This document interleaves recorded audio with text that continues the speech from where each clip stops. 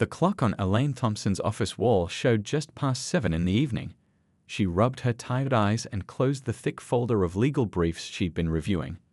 After 5 years as Chief Judge of the State Supreme Court, she was used to long days, but this week had been especially tough. "I deserve a nice dinner," she told herself, stretching her arms above her head. The community garden event she'd attended earlier had run long, leaving her no time to change out of her casual clothes, a simple blouse and pants that felt wonderfully comfortable after a week of formal court attire. Elaine picked up her phone and scrolled through nearby restaurants. The new French place, La Blanque, had been on her list to try for weeks. On impulse, she called and was pleasantly surprised when they said they had a last-minute cancellation for a window table. "Perfect," she smiled, gathering her purse. "I'll be there in 20 minutes." The restaurant's exterior was impressive. Soft lighting illuminated a stone facade with elegant script announcing its name. As Elaine walked through the door, she noticed how the host's eyes flickered over her. His smile tightened just slightly. "Good evening," she said warmly. "I have a reservation under Thompson." The host, a thin man with slicked back hair, checked his tablet with a slight frown. "Thompson, yes, I see it here." He glanced at her again, his gaze lingering on her simple clothes and natural hair. "Follow me, please." Elaine followed him through the main dining area where tables of well-dressed people enjoyed their meals under crystal chandeliers. She noticed several empty window tables, the very kind she had reserved, but the host kept walking, leading her toward the back of the restaurant. "I believe my reservation was for a window table," Elaine said politely. The host paused, his back stiffening. "I'm afraid those are all reserved for our regular customers." "I understand, but when I called earlier, I was specifically told a window table was available." The host's smile didn't reach his eyes. "Perhaps there was a miscommunication. This is the table available for your reservation." He gestured to a small table tucked beside the kitchen doors, where the clatter of dishes and shouts from the kitchen staff would surely disturb any diner. Elaine had faced moments like this throughout her life and career. Before becoming a judge, she'd been one of only 3 black women partners at her law firm. She recognized the treatment for what it was, but years of experience had taught her to choose her battles carefully. "I see," she said calmly, taking her seat. "Thank you." As the host walked away, Elaine noticed a couple at a nearby table watching. The woman leaned toward her companion and whispered something, shaking her head slightly. Elaine took a deep breath and unfolded her napkin, placing it neatly across her lap. The restaurant was beautiful, she had to admit. The ceiling featured hand-painted scenes of the French countryside, and the soft violin music created a peaceful atmosphere, at least when the kitchen doors weren't swinging open. She opened the menu, admiring the selections. After a hectic week of back-to-back hearings, including a landmark discrimination case that had made headlines, she was looking forward to a quiet, peaceful dinner alone. A waiter approached her table, and Elaine looked up with a smile that quickly faded when she saw the barely concealed disdain on his face.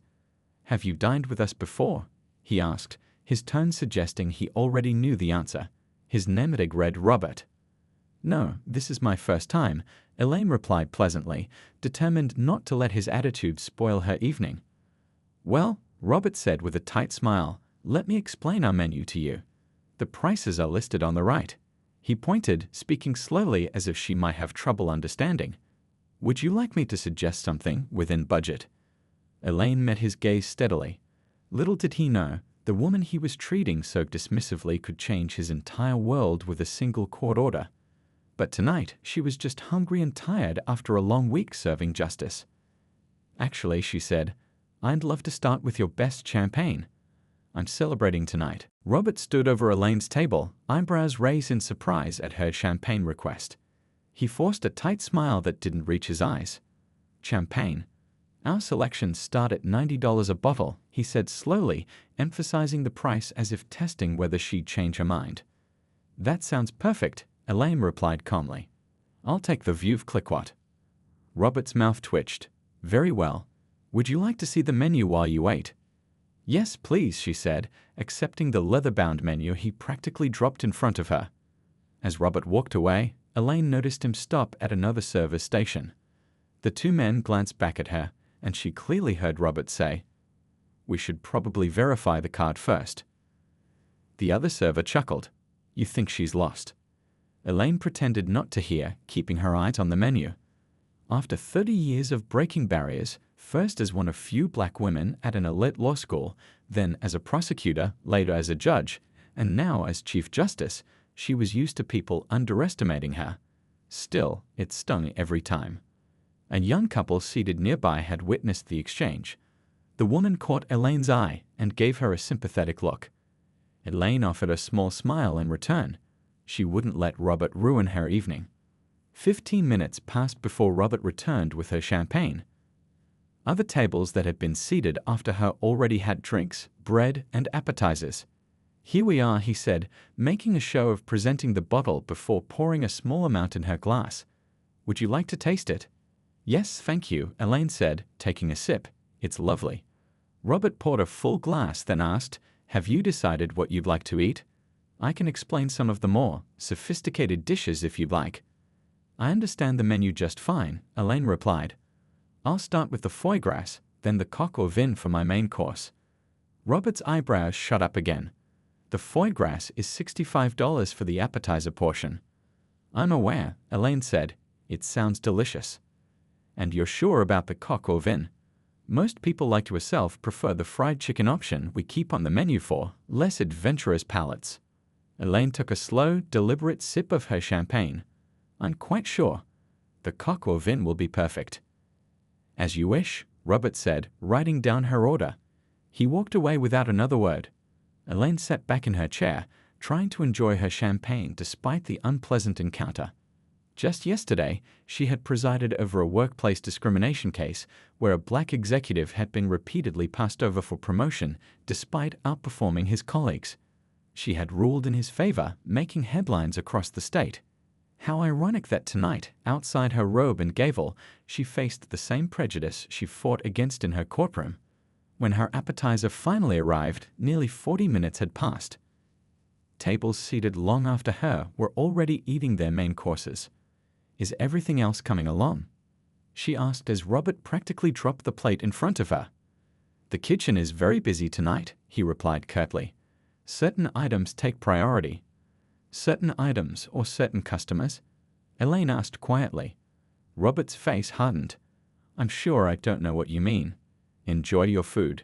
He walked away without offering fresh ground pepper, though she noticed him providing it to every other table. The foie gras was exquisite, which only made the treatment she was receiving more frustrating. As she finished her appetizer, she noticed Robert serve a nearby table their main courses with flourish and attentiveness. How is everything tasting? He asked them warmly. Can I get you anything else? More bread. Another bottle of wine. 20 minutes after finishing her appetizer, her plate still hadn't been cleared. Elaine caught Robert's eye and gestured politely. He approached with obvious reluctance. Yes. I'm finished with this plate, and I'm wondering when my main course might arrive. It's been almost an hour since I ordered. Robert sighed dramatically. As I mentioned, the kitchen is busy. Some people are just naturally more patient than others. What exactly do you mean by that? Elaine asked, her voice level but firm. I'm simply saying that certain people always seem to be in a rush, expecting special treatment wherever they go, he replied, loading her empty plate onto his tray. Your food will be out when it's ready. As he walked away, Elaine heard him mutter just loudly enough for her to hear, should have stuck with the fried chicken. The couple at the next table exchanged shocked glances. The woman leaned toward Elaine and whispered, Ma'am, isn't that? Elaine subtly shook her head, giving a small smile. She didn't want to be recognized, not yet. Sometimes stinting people's true colors was more important than stopping them from showing them. Elaine glanced at her watch. Another 20 minutes had passed, and still no main course. Around her, the restaurant hummed with pleasant conversation and the gentle clink of silverware. Every table seemed to be enjoying prompt service, except hers. She caught sight of Robert serving dessert to a couple who had arrived a full half hour after she did. When he finished, she raised her hand slightly to get his attention. He pretended not to see her for several minutes before finally approaching her table with visible reluctance. Is there a problem? He asked, not bothering to hide his annoyance. Yes, there is, Elaine said, keeping her voice steady. I ordered my main course over an hour ago. Could you please check on it? Robert sighed heavily. As I've already told you twice, the kitchen is very busy. Your food will be out when it's ready. Everyone around me has received their food, including people who arrived after I did, Elaine pointed out. Well, perhaps some dishes take longer to prepare than others, he said with a dismissive wave of his hand. The coq au vin is listed as one of your signature dishes, Elaine countered. Surely the chef prepares it regularly. Robert's jaw tightened. Look, I don't control the kitchen. If you're in such a hurry, maybe this isn't the right restaurant for you. We pride ourselves on a leisurely dining experience. Leisurely is one thing. Being deliberately overlooked is another, Elaine said.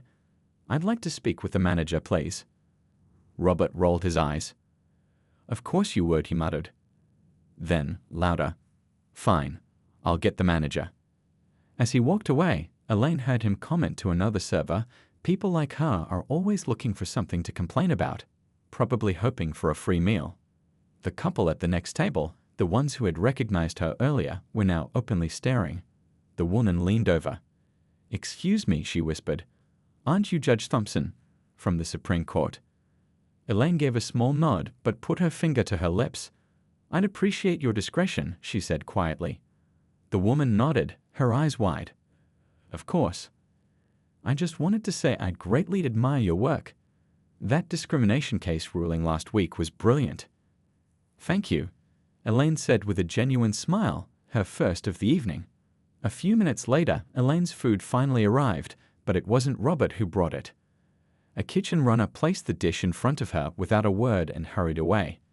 The coq au vin looked hastily plated, the sauce slopped over the edge of the dish. When Elaine took her first bite, she found it barely lukewarm.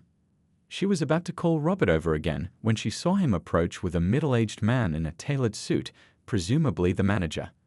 The man's face wore a practiced smile that didn't reach his eyes. Good evening, ma'am. I'm Thomas Wilson, the manager. I understand there's some kind of issue. His tone suggested that whatever the issue was, it was trivial. Yes, Mr. Wilson. I've been experiencing some concerning service this evening, Elaine said calmly. I've been seated at this table for nearly 2 hours, and I've just now received my main course, which is cold. I've watched as other diners who arrived after me were served promptly and with courtesy. Robert cut in before the manager could respond. She's been difficult since she arrived. Nothing seems to satisfy her. Elaine raised an eyebrow. I haven't been asked once if anything is satisfactory. In fact, your server has been dismissive, rude, and has made several inappropriate comments. The manager glanced nervously at Robert, then back to Elaine. I'm sure there's just been a misunderstanding. Robert is one of our most experienced servers. This isn't a misunderstanding, Elaine insisted. He suggested I order fried chicken instead of coq au vin, implied I couldn't afford the items on your menu, and referred to me as people like her to other staff members. Robert's face flushed red. That's not what happened. She's twisting my words. The manager held up a placating hand. I'm sure Robert didn't mean anything by his comments. Perhaps you misinterpreted. I did not misinterpret anything, Elaine interrupted, her patience wearing thin.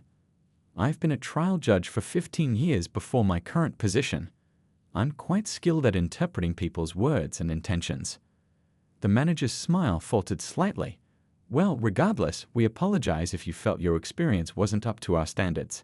How about we offer you a complimentary dessert? I don't want a free dessert, Elaine said. I want to be treated with the same respect you show to your other customers. Robert scoffed. We've been nothing but accommodating. Some people are just impossible to please. The manager shot him a warning glance but didn't correct him. Instead, he turned back to Elaine with that same insincere smile. Perhaps we could take your main course off the bill. Would that resolve the matter? Elaine looked from the manager to Robert and back again. Neither man seemed to understand or care about the real issue. The matter, she said quietly, isn't about the bill. It's about dignity.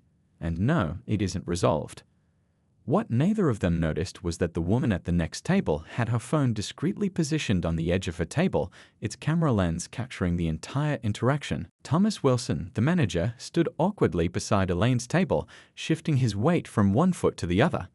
His practiced smile had faded to a thin line as he realized this situation might not be so easily brushed aside.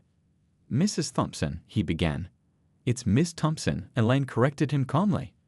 "Miss Thompson," he repeated with a forced smile.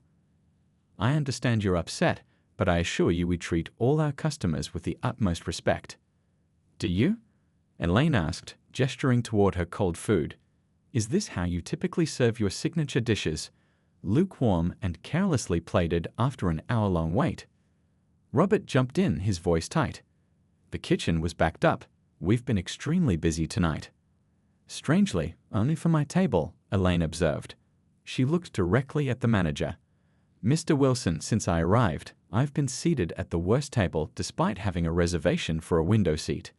I've been spoken to condescendingly, made to wait excessively long for service, and subjected to inappropriate comments about my ability to afford the menu and my food preferences." The manager's eyes darted nervously to the nearby tables, where several diners were now openly watching the exchange. "Perhaps we could discuss this somewhere more private," he suggested quietly. "I don't think that's necessary," Elaine replied. "I'm simply asking to be treated with the same respect you show other customers." Robert couldn't contain himself. "Look, we've done everything we can to accommodate you. Some people are just determined to find problems." The manager shot in a warning glance, but it was too late. "Robert, why don't you check on table 12? The manager said, clearly trying to remove him from the situation. "But they're fine," Robert protested. "I just served them." "Now please," the manager insisted. Robert stomped away, muttering under his breath. The manager turned back to Elaine with an apologetic expression that didn't quite reach his eyes. "I'm very sorry about that. Robert is usually one of our best servers. He must be having an off night." "Is that what you call it?" Elaine asked. "An off night?" The manager lowered his voice. "Look, I understand you're upset, but perhaps you're being a bit sensitive." I'm sure Robert didn't mean anything by his comments. Elaine took a slow, deep breath. In her courtroom, she had faced countless attorneys who tried to dismiss legitimate concerns with similar tactics. She knew exactly what was happening. "Mr. Wilson, I've been a judge for nearly 2 decades. I've heard every kind of excuse and justification imaginable. What's happening here isn't a misunderstanding or an off night, it's discriminatory treatment." The manager's face flushed. "That's a very serious accusation." "Yes, it is," Elaine agreed, "and I don't make it lightly." From the corner of her eye, Elaine noticed that the woman at the next table was still recording discreetly. Her husband nodded almost imperceptibly at Elaine in support. The manager seemed to deflate slightly. "What would you like me to do?" "I'd offer to comp your meal." "I don't want free food, Mr. Wilson. I want acknowledgement that what happened here tonight was wrong, and assurance that your staff will be properly trained to ensure it doesn't happen to anyone else." "I can certainly speak with Robert," the manager said vaguely. "And what will you say to him?" Elaine pressed. "That a customer was upset, or that his behavior was unacceptable." The manager hesitated. "Well, He was interrupted by Robert returning to the table, clearly agitated. "Thomas, table 8 needs you," he said to the manager. Then, turning to Elaine with barely concealed disdain, "Is there anything else you need? Or are we still discussing your concerns?" The manager winced at Robert's tone, but didn't correct him. "Actually," Elaine said, reaching for her purse, "I think I'm finished here. I'd like the check, please." Robert nodded curtly. "I'll get that right away. I'm sure you're eager to leave." As he walked away, the manager stood awkwardly by the table. "Again, I apologize for any misunderstanding. We value all our customers." "Do you?" Elaine asked. "Because from where I'm sitting, that doesn't appear to be the case." The manager opened his mouth to respond, but was called away by another server. He excused himself with obvious relief, promising to return shortly. Elaine sat alone at her table, the barely touched food growing colder. She thought about all the cases she had presided over, all the plaintiffs who had come before her describing similar experiences.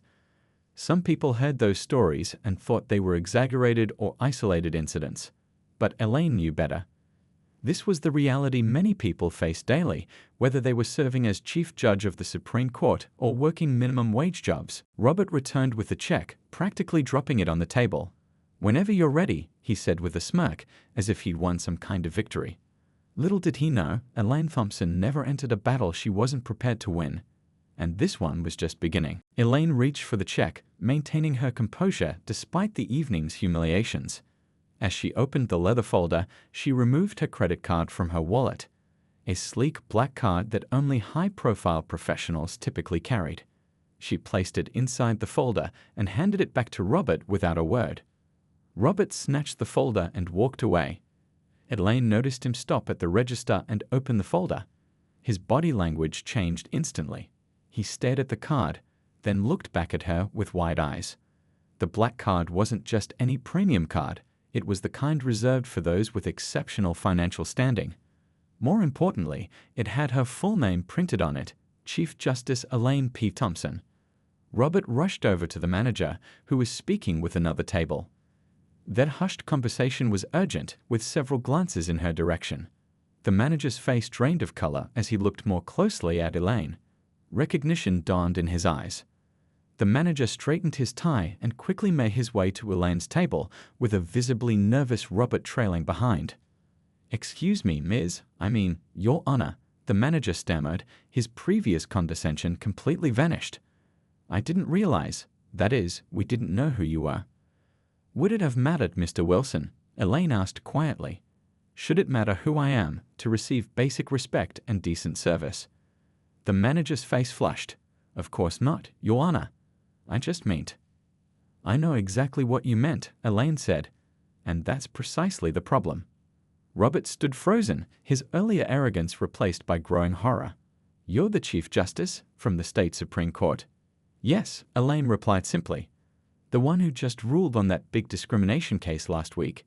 he asked, his voice barely above a whisper. "The same," Elaine said. Other diners were now openly watching the exchange. The couple at the next table made no effort to hide their smiles. The woman who had been recording slipped her phone into her purse, the evidence safely captured. "Your Honor, please," the manager said, desperation creeping into his voice. "This has all been a terrible misunderstanding. If you'd allow us to make it right." "And how would you do that, Mr. Wilson?" Elaine asked, genuinely curious. "By treating me with the respect I should have received from the moment I walked in. The same respect every person deserves regardless of their title or appearance." The manager had no answer. Robert stood pale and silent, no clever remarks left. Elaine continued, her voice calm but firm. "You see, the unfortunate reality is that you can't make this right with a free dessert or a discounted meal. The damage is done, and it's the same damage that happens countless times every day to people who don't have the protection of a title." A server approached with her card and receipt, handing them directly to her with trembling hands. "Thank you for dining with us, Your Honor," she said quietly.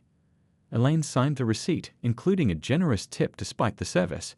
She believed in fairness above all else, and poor treatment didn't justify withholding fair compensation for service workers. As she prepared to leave, the manager made one last desperate attempt. "Your Honor, I hope this incident won't reflect poorly on our establishment. The owner would be devastated to hear that his staff discriminates against customers based on their appearance." Elaine finished for him. "Yes, I imagine he would be." "Please," Robert finally spoke, his voice cracking. "I have 2 kids. I can't lose this job." Elaine looked at him thoughtfully. In her courtroom, she believed in consequences that led to growth, not just punishment. "I'm not here to cost anyone their livelihood, Robert. But actions should have consequences, and more importantly, they should lead to learning." She stood up, gathering her belongings. The restaurant had grown eerily quiet, every table now watching the scene unfold. "I won't be making a public complaint," she said, addressing both men. "But I will be writing a letter to the owner detailing my experience here tonight." Relief flooded Robert's face, but Elaine wasn't finished. "I'll be recommending proper training for all staff on unconscious bias and respectful customer service." She paused, making eye contact with each of them. "And I'll be returning in 1 month to see if anything has changed." The manager nodded quickly. "Yes, Your Honor." "Absolutely. Thank you for your mercy." Elaine gave him a level look. "This isn't about mercy, Mr. Wilson. It's about justice. And sometimes justice means giving people the opportunity to do better once they know better. As she walked toward the exit, the couple who had witnessed everything stood up.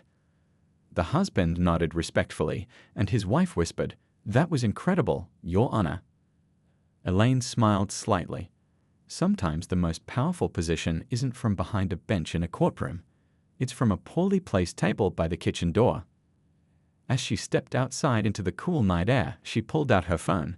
She had a feeling the owner of LeBlanc's would be very interested in what had transpired in his restaurant tonight. And if not, well, she had other ways to ensure this became a learning experience for everyone involved. By the next morning, Elaine's experience at LeBlanc had exploded across social media.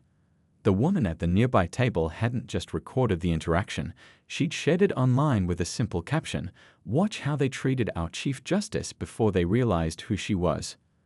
The video showed everything: Robert's dismissive attitude, the manager's attempts to brush off clear discrimination, and the dramatic moment when they discovered her identity. By noon, it had been viewed over 100,000 times and was climbing rapidly. Elaine discovered this when her assistant knocked on her chamber door, tablet in hand. "Your Honor, I think you should see this," she said, looking concerned. Elaine watched the video with a frown. She hadn't wanted this kind of public exposure, but there was something powerful about seeing the incident through someone else's eyes. The comments below the video told their own story. "This is how they treat a CHIEF Jew-STIC. Imagine how they treat the rest of us. I've experienced this same treatment at fancy restaurants for years. Her composure is amazing. I would have lost it." Elaine sighed and handed the tablet back. "Thank you for showing me." "The restaurant has been trying to reach you all morning," her assistant added. "The owner called 3 times." Elaine wasn't surprised. "I'll handle it after this morning's hearings." As she prepared for court, her phone buzzed with messages from colleagues who had seen the video. Most expressed outrage on her behalf, but what touched her most were the messages from other Black professionals sharing similar experiences. A text from a fellow judge simply read, "This is why your voice on the bench matters." By afternoon, news outlets had picked up the story. The local paper's headline read, "Chief Justice faces discrimination at upscale restaurant." A national news website asked, "If this happens to a Chief Justice, what chance do regular citizens have?" The court's public affairs office was fielding constant calls. Elaine instructed them to issue a simple statement. "Chief Justice Thompson appreciates the public's concern, but considers this a private matter. She continues to focus on her duties serving the people of this state." When court adjourned for the day, Elaine finally returned the call from LeBlanc's owner, Anthony Garcia. "Your Honor, thank you for calling back," he said, his voice strained. "I just returned from overseas to find my restaurant at the center of this situation. I can't begin to express how deeply sorry I am." "Mr. Garcia, I appreciate the apology, but I'm more interested in what happens next," Elaine replied. "I understand. Robert has been terminated, effective immediately," he said. "And Thomas has been placed on probation pending further review." Elaine paused before responding. "Mr. Garcia, firing one waiter won't solve the underlying problem. What would you suggest, Your Honor? I'm willing to do whatever it takes to make this right." Elaine had been thinking about this since the previous night. The issue isn't just one waiter or manager. It's a culture that allowed them to behave that way without anyone intervening. "You're absolutely right," Garcia admitted, "and I take full responsibility for that failure." "Then let's talk about real solutions," Elaine suggested.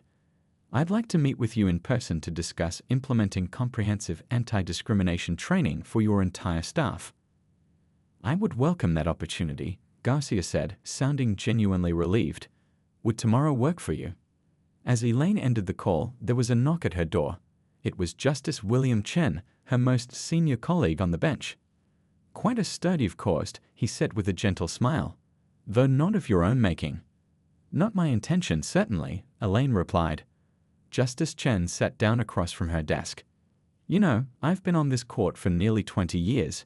When I started, I was often mistaken for a clerk or an interpreter." Elaine nodded. As the first Black woman to serve as Chief Justice, she understood all too well.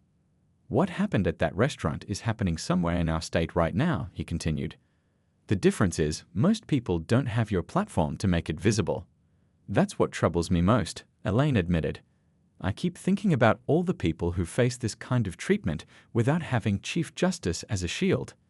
Perhaps that's why this video resonates with so many people, Chen suggested. It forces everyone to confront an uncomfortable truth. If this can happen to you, with all your accomplishments and position, then no one is immune. Elaine's phone buzzed again. Another news outlet requesting comment.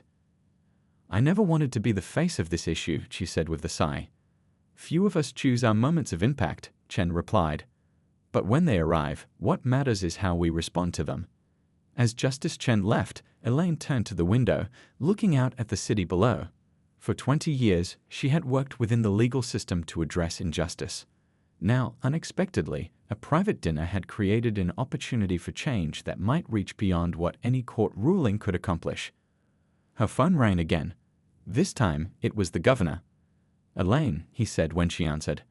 I've seen the video. What can I do to help? 1 year later, Elaine sat at a window table at Le Blanc, looking out at the city lights. The restaurant had transformed in ways few could have predicted that fateful night. After meeting with Anthony Garcia, the owner, Elaine had declined to pursue legal action. Instead, she proposed something more constructive. A comprehensive training program that would become a model for restaurants throughout the city. How does it feel to be back? Asked Garcia, who had personally greeted her at the door. Much better than my first visit, Elaine said with a smile, gesturing to the window seat. This view makes quite a difference. Garcia nodded, his expression serious. Everything about Le Blanc is different now, thanks to you. He wasn't exaggerating. After the video went viral, the restaurant had initially faced a severe backlash. Reservations cancelled, reviews plummeted, and protesters gathered outside with signs demanding change. Rather than letting his business collapse, Garcia had embraced the opportunity for transformation. With Elaine's guidance, he developed a training program that went far beyond superficial customer service lessons.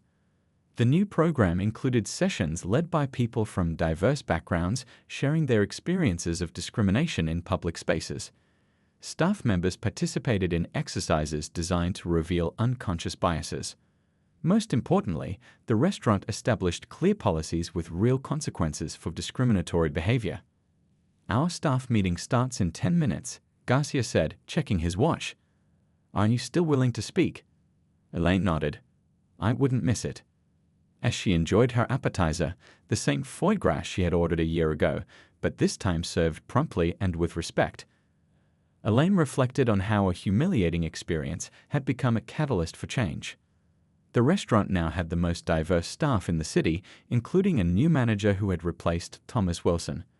Robert had indeed been fired, but Elaine had later learned he'd enrolled in community college courses on social justice and had written her a lengthy, seemingly genuine apology letter. At 9 p.m., Garcia escorted Elaine to the private dining room where the entire staff had gathered. The room fell silent as she entered. Many of the employees recognized her from the video that had changed their workplace, though few had met her in person. Thank you for inviting me tonight, Elaine began, looking around the room. 1 year ago, I came to Le Blanc for a simple dinner and left with a powerful reminder of why the work I do matters. She paused, making eye contact with several staff members. I could have sued this restaurant. I could have used my position to ensure it never recovered from the scandal. But what would that have accomplished? One business closed, a few people unemployed, and nothing truly changed. The room was completely silent, everyone hanging on her words.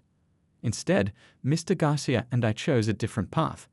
We decided to transform this negative experience into something positive, not just for Le Blanc, but hopefully for restaurants across the city. She gestured to Garcia, who stood nearby with pride evident on his face. The training program you've all participated in has now been adopted by 15 other restaurants.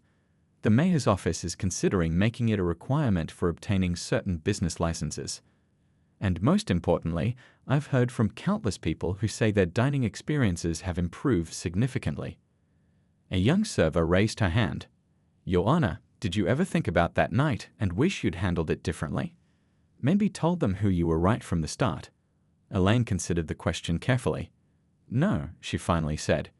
If I had revealed my title immediately, I would have received special treatment, but not because I was seen as deserving of basic dignity. I would have been treated well because of fear and status, and nothing would have changed for the next person who came in without a title. Another staff member spoke up. The video of that night helped me understand what my mom goes through sometimes. I never really got it before. Elaine nodded. That's the power of bearing witness. Sometimes people need to see something with their own eyes before they truly understand it. As the conversation continued, Elaine felt a deep sense of satisfaction. In her courtroom, she could issue rulings that affected legal precedent, but change in daily human interactions often happened more slowly, one person at a time. After the meeting, as Garcia walked her to the door, he handed her an envelope. "What's this?" she asked. "Letters," he explained, "from customers who heard about what happened and then experienced our new approach. They wanted to thank you." Elaine accepted the envelope, touched by the gesture. "You know," Garcia said as they reached the entrance, "we get asked about the Chief Justice incident at least once a day. It could have been the end of us, but instead it made us better." "That's how justice is supposed to work," Elaine replied, "not just punishment, but transformation." As she stepped outside into the cool evening air, a young couple was entering the restaurant. The woman did a double take, clearly recognizing Elaine. "Excuse me," she said hesitantly. "Are you Chief Justice Thompson?" Elaine nodded with a smile. "I just wanted to say thank you," the woman continued. "I saw what happened to you here last year. It gave me the courage to speak up when something similar happened to me at work." Elaine reached out and squeezed the woman's hand. That's exactly how change happens, not just from the top down, but from each of us refusing to accept less than the dignity we deserve. As she walked to her car, Elaine thought about how a single evening had rippled outward in ways she never could have anticipated. In her decades on the bench, she had issued hundreds of rulings, but sometimes the most profound impact came not from wielding power, but from simply being human in the face of injustice. And that, she reflected, was perhaps the most important lesson of all.